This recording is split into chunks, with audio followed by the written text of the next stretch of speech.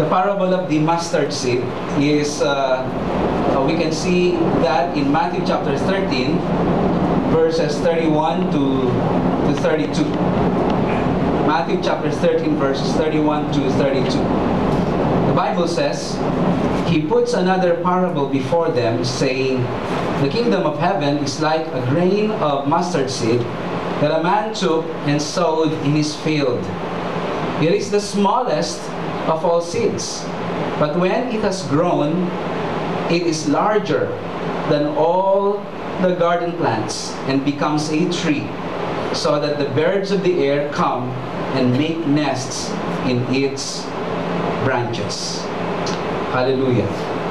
I'd like to put a subtitle to that, The Great God Who Uses Small Things. The Great God Who Uses Small Things. Alam niyo po, ang ating pong Panginoon, when He had created everything, He did not only stand as the great creator of all creation, of all the universe that He had created out of nothing, but that He was also, He also stood as the great controller of everything. Not only that He created all things, but He gives it His providential care. And when we talk about providence, my brothers and sisters, we are talking about God sustaining all of His creation.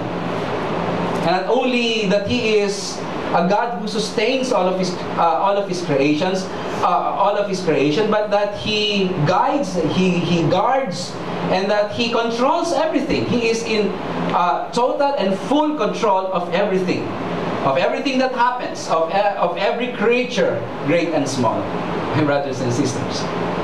And with that in view, we'd like to talk about His rulership, His kingdom.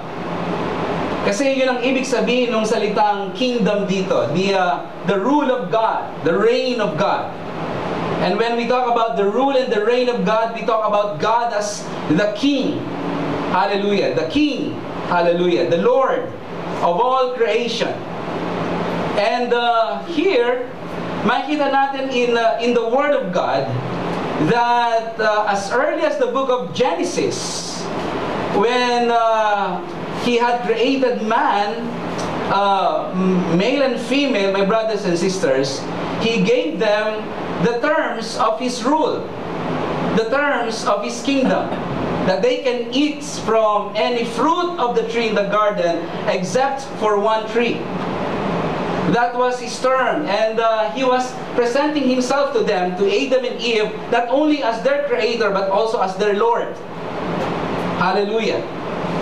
And that should remind us, my brothers and sisters, when God blesses us, when God answers our prayers, not only that He is the Lord of our prayers, but that also He's the Lord of our blessings. Amen. Hallelujah. At ito ang pinakita ng ating Panginoon kay Adam and Eve, that He is not only God, but He is also King. As God, He is King. Hallelujah. As King, He is our Lord. My brothers and sisters. Now, ito yung manifestation and demonstration ng kanyang kingdom here on planet Earth. When God had created man and woman and placed them in the garden, and He gave them His terms, that is this representation as early as the book of Genesis of His reign, my brothers and sisters. Man was to live underneath the will of God. Man should serve the Lord, because the Lord is the master, and man stands as king, not only as a creature, but as a servant. I mean, man stands as a servant, not only as a creature, but as a servant who serves the king.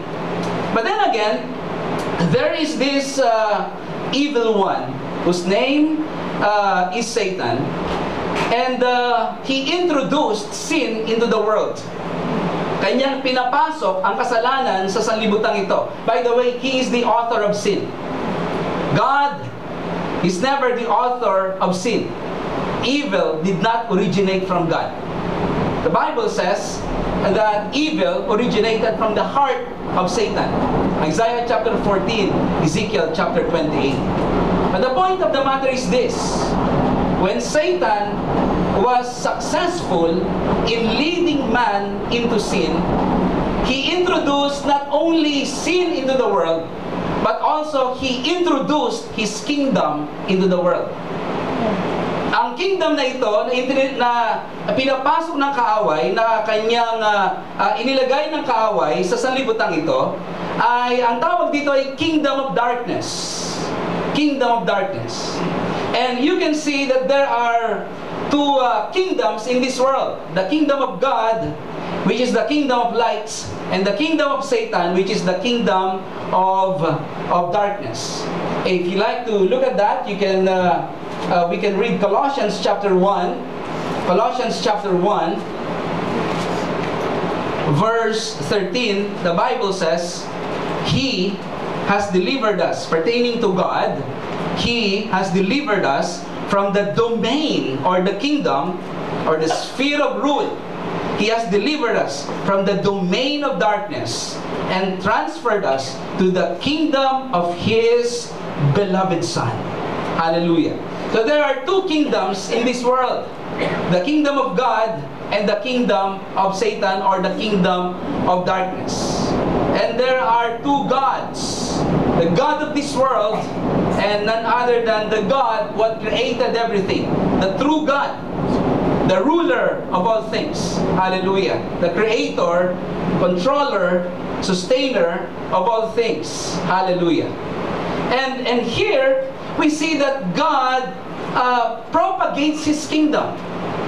Nung ang tao ay nagkasala, mga kapatid, God was not taken in by surprise because He has this plan of redemption to redeem a specific people for His glory. And we can see that in the book of Genesis chapter 3, verse 15. You remember that? The foot, the seed of the woman is going to trample on the head of the serpent. My brothers and sisters, that is prophetic of our Lord Jesus Christ. Hallelujah. That was the first gospel that we see in the Bible. God has a plan of introducing His kingdom into this world. In the person of His servants, in the person of men and women whom He has chosen to be His representatives in this world, to be His ambassadors, not only as His sons and daughters, but also as His ambassadors in this world. My brothers and sisters, at itong rule ng ating Panginoon ay Kanyang ina-advance, ipinopropagate ng ating Diyos. Hallelujah. And later on, we're going to look at how God advances His rule, advances His kingdom. Ang sabi ng ating Panginoon Jesus, the kingdom of God is at hand. Hallelujah. The kingdom of God is at hand. And there, I understand that there is a future kingdom. There is this present form, the kingdom of God. And later on, in the future, my brothers and sisters, we are going to see the fullness, the richness of this kingdom. The visibility of this kingdom here on earth. When God renews it. If you had read the book of Revelation, the new heaven and the new earth. That God begins to, manifest visibly His kingdom here on earth. In its richness and fullness. But now, my brothers and sisters, ang kaaway ay pinopropagate niya rin ang kanyang kaharian. The Bible says that sin will continue to increase. That evil will continue to increase. If you go to Isaiah chapter 60, Isaiah chapter 60, the Bible says, verses 1 and 2, the Bible says, "Arise, shine, for your light has come, and the glory of the Lord has risen upon you.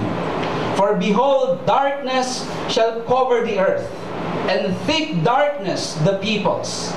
But the Lord will arise upon you, and His glory will be seen upon you." So makita natin merong dalawang puwersa na dito ay nagpo-propagate, my brothers and sisters. One is the power of God, the glory of the Lord. the Bible says, the glory will be seen upon His people. The Lord is going to arise. The glory of the Lord has risen, and the glory of the Lord will be seen upon His people. And yet, the Bible also says that darkness shall cover the earth. Yung kadiliman at yung makapal na kadiliman ay babalot sa sanlibutan at babalutin ito ang mga iba't ibang mga tao. The peoples, ang sabi ng Diyos. And I do believe that this is not just physical darkness that we see, but this is something that is spiritual, that comes from the devil himself, that comes from the power of sin, the system of this world. Thick darkness shall cover the earth and the peoples. And there are two kingdoms that propagate. Merong dalawang kaharian na nag-a-advance dito sa mundong ito, my brothers and sisters. The kingdom of God and the kingdom of Satan. And we must be conscious of that. That we are always living in a world where two forces are against each other. The power of God and the power of Satan. The power of sin and the power of a holy God. Hallelujah. We are always involved in what we call spiritual warfare. The Christian is always a soldier. Hallelujah. Hallelujah. At dito sa parable ng ating pong Panginoon Jesus, ay pinakita rito ng ating Panginoon how God advances His kingdom. How God moves. How God, as King, my brothers and sisters, advances His will. Hindi po ba't yun ang panalangin ng ating Panginoon Jesus? May your kingdom come. May your will be done on earth as it is in heaven. And nais ko na ipaunawa sa bawat isa that each one of us, by virtue of being sons and daughters of our Lord Jesus Christ, of God the Father, and as servants of the Lord, my brothers and sisters, we are involved in this advancement of the kingdom of God. We cannot look at ourselves as outside of the kingdom of God, and the kingdom of God is advancing and propagating, and we have nothing to do with that. We have something to do with it, because we are part of God's kingdom. That God had taken us out of the kingdom of darkness, and He had translated us into the kingdom of His own dear Son. We are under the rulership of our Lord Jesus Christ. And so when God advances His kingdom in this world, my brothers and sisters, kasama ka doon. Hallelujah. Sabi mo sa katabi mo, kasama ka.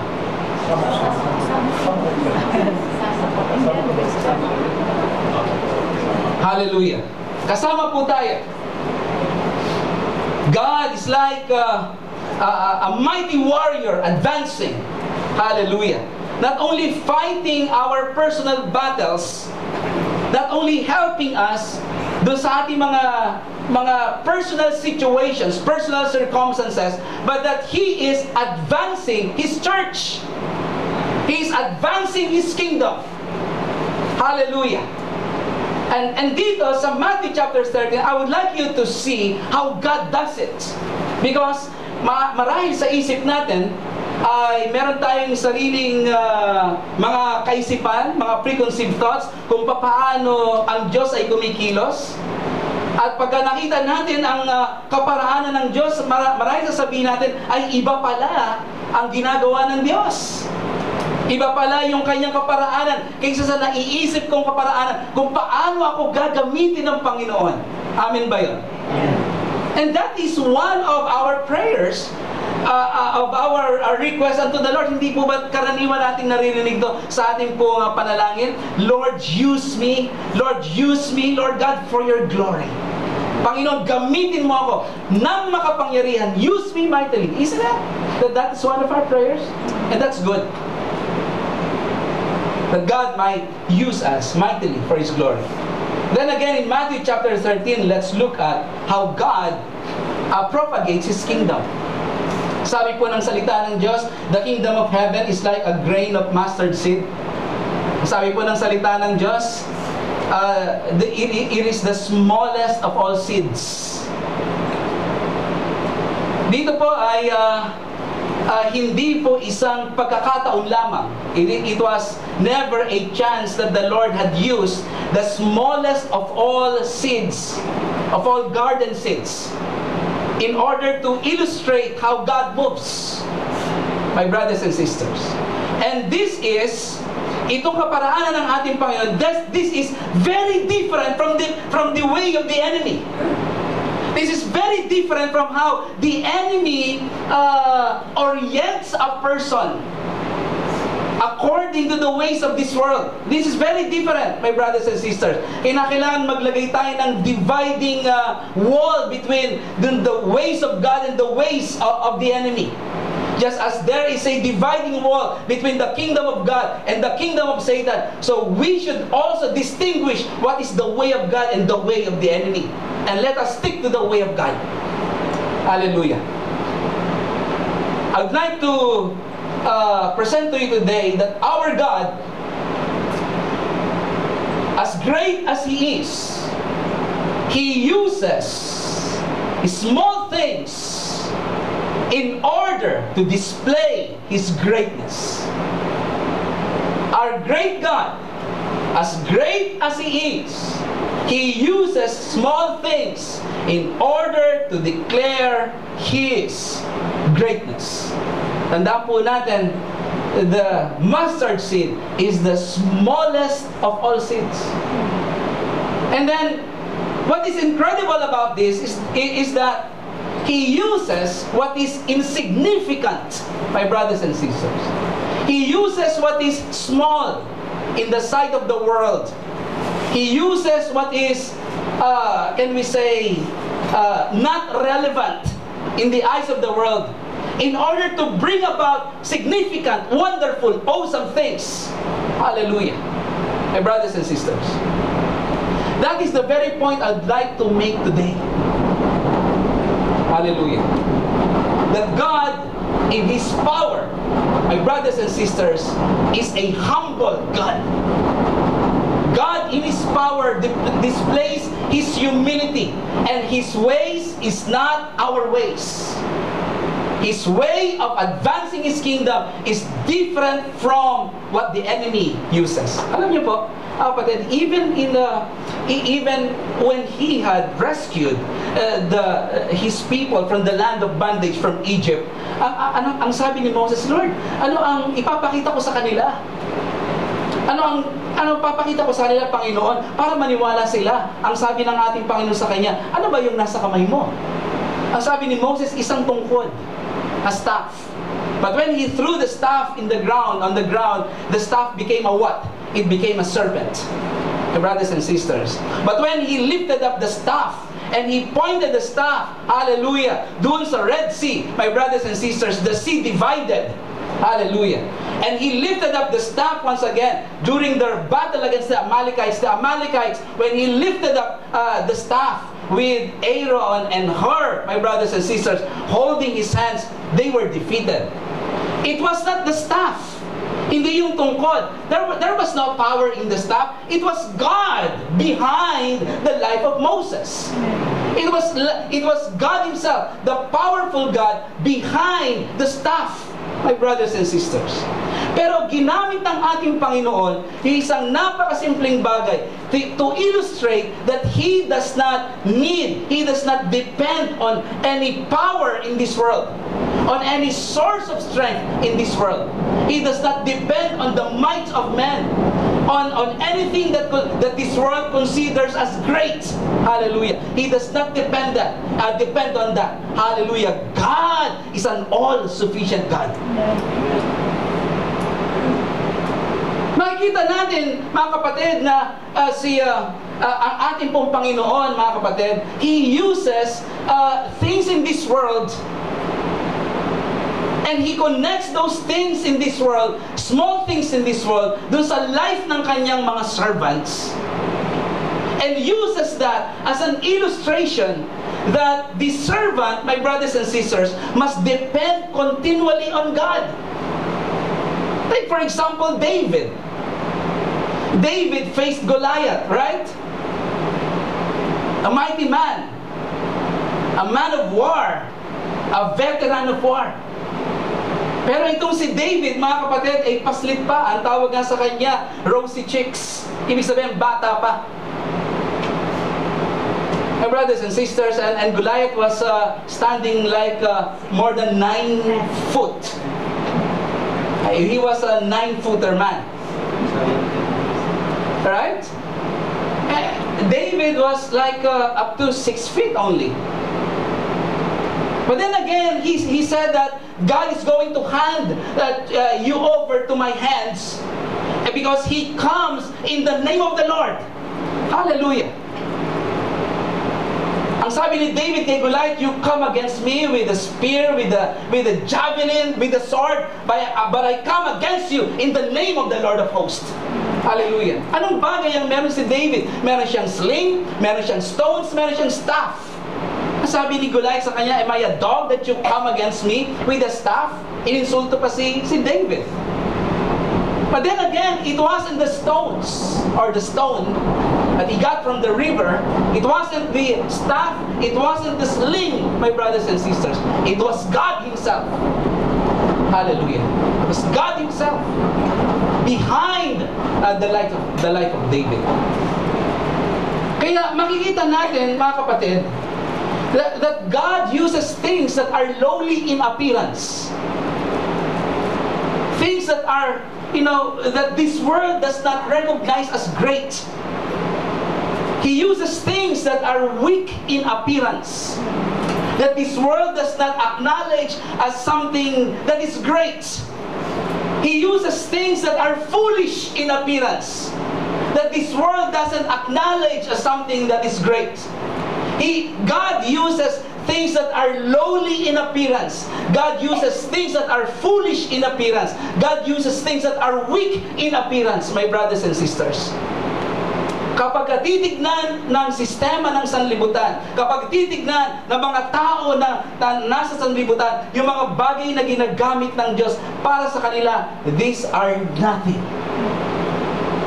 Just like the mustard seed. But then again, the Bible says, the mustard seed grows and it becomes the largest of all the garden plants. Hallelujah.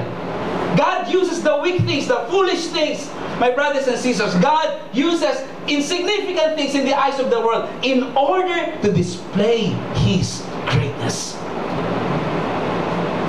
Hallelujah. And so what is that to us? Ano ang application nito sa ating mga buhay, mga kapatid? God is teaching us to depend on Him 100%. Hallelujah. God is teaching us the virtue of humility. God is teaching us, my brothers and sisters, the virtue of total dependency on Him and on Him alone. Hallelujah. Moses, when he went back to Egypt, hindi niya ginamit yung wisdom that he learned from Egypt itself. But he learned from God Himself. Hallelujah. He brought the word of the Lord. Ang sabi nga ni Moses, hindi ako marunong magsalita dahil ako ay stammer. Di ba? He stammers, umid. And we experience a lot of things. We experience inferiorities. We feel that we are not that qualified. We look at ourselves, we see our weaknesses. Ang sabihin natin sa ating sarili, sino ba ako para pakinggan nila? Well, hindi ikaw, mga kapatid, hindi ikaw, kundi ang Diyos ang pakikinggan nila na nasa iyo. Hallelujah. It's not us. Hallelujah. The Lord is just, trying to get our attention, to get our eyes focused on Him and not on our weaknesses, not on our incapacities, my brothers and sisters. Because let me tell you something, God doesn't need our talents. God doesn't need our skills. God doesn't need our abilities, my brothers and sisters. Because when He empowers us, we only go in the name of the Lord. We only go in the power according to the anointing of our Lord. When we serve Him, we go in the power of the Holy Spirit. Amen. Hallelujah. Is that an amen? Amen. Well, that is what the Bible says. Hallelujah. Maging ang ating Panginoong Kristo ay isinilang dito sa mundong ito. He was born in a place where that is considered small. Micah chapter 5 verse 2, the Bible says, "But you, O Bethlehem, Ephrathah, who are too little to be among the clans of Judah." Sabi ng salita ng Diyos, ikaw na Bethlehem, Ephrathah, you are too little to be among the clans of Judah. Have you seen yourself as something too little? Maraming sinasabi mo, I'm useless, Lord. How can you use someone like me? And then, sabi ng salita ng Diyos, from you shall come forth for me one who is to be who? To be ruler in Israel, whose coming forth is from old, from ancient days. Hallelujah. A place, a town that is too little to be among the clans of Judah, but the Bible says, from you shall come forth for me one who is to be ruler in Israel. Hindi mo pinili ng ating Panginoon na isilang ang tagapagligtas sa isang lugar na kung saan ito ay kilala at malaki, recognized as a place that is mighty, dignified, honorable in the sight of man. And when Jesus Christ was born, where was He born? He wasn't born in a palace. Alam mo pong, alam na natin ito. But He was born in a place where there are animals. In a stable. My brothers and sisters. He was born in a place where no one would